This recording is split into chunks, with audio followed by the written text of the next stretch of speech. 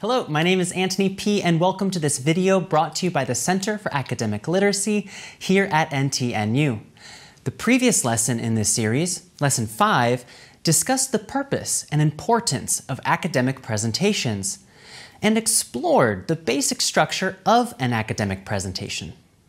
This is Lesson 6 on how to engage with your audience.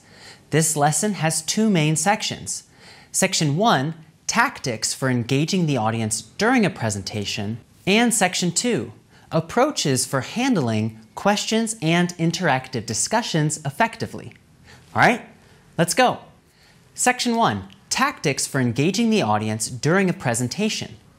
Experienced presenters build relationships with their audience and engage with their audience.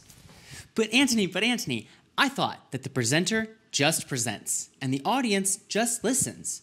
Why do we need to engage with our audience?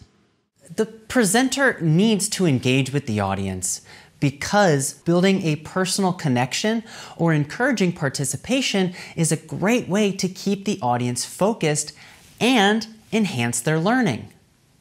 These interactions actually start before the presentation. Experienced presenters greet people as they come into the room. They will hand out business cards. They will learn about who is in the audience so they can tailor their presentation to them and even use their names during a presentation. All right, let's look at the 8 tactics you can use to engage with the audience during your presentation. Tactic 1, make eye contact.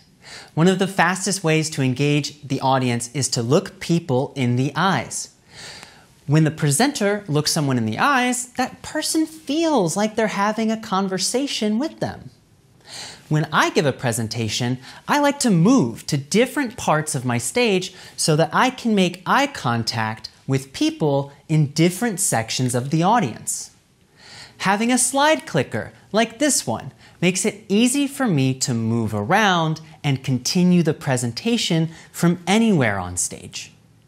Tactic 2. Ask questions with no shared answer. Questions where the audience does not need to share their answer encourages them to think about something on their own. Here are some examples. Do you want to be remembered as a follower, or do you aspire to be a leader?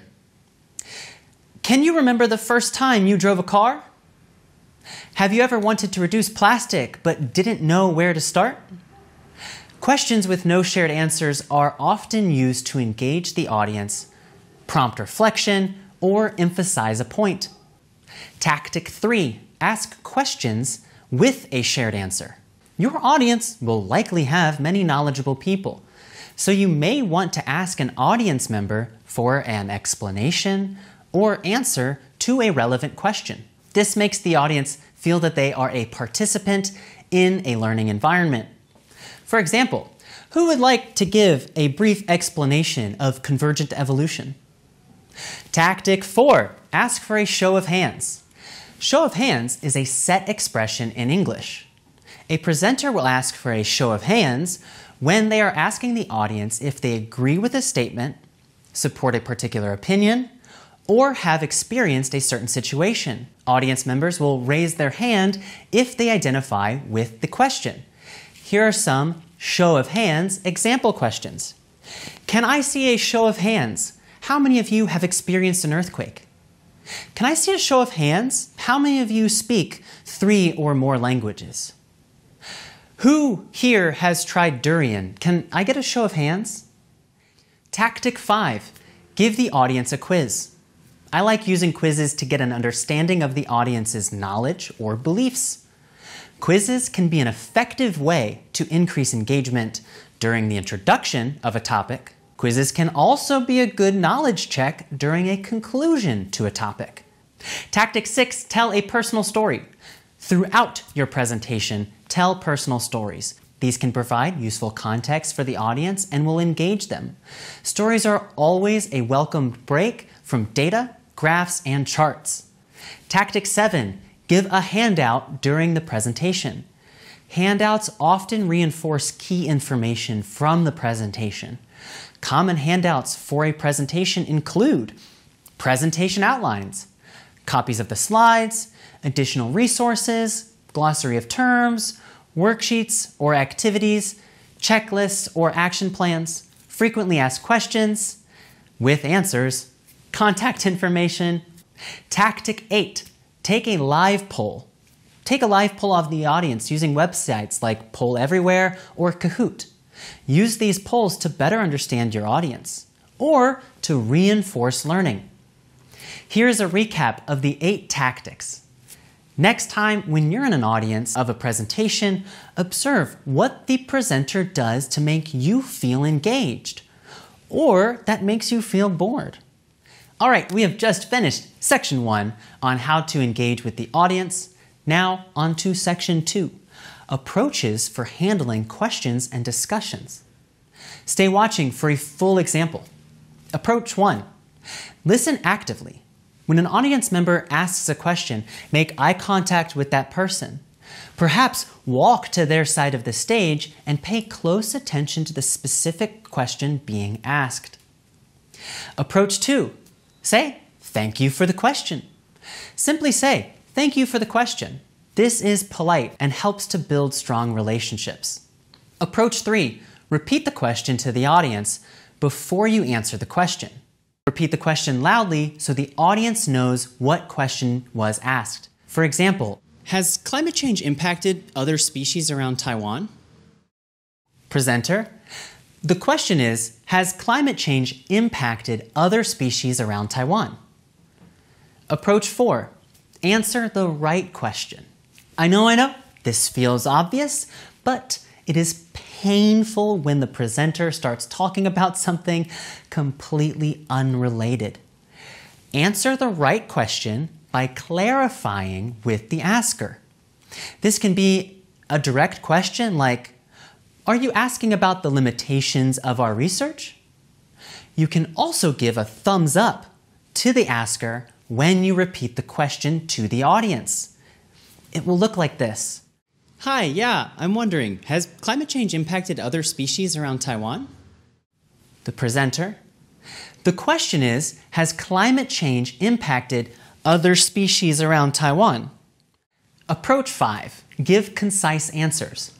Address the main points only. Question and answer segments are often quite short. If you take too long to answer one question, other audience members won't have a chance to ask their questions. Approach 6, connect your answers to your presentation. This can reinforce learning and can show your expertise.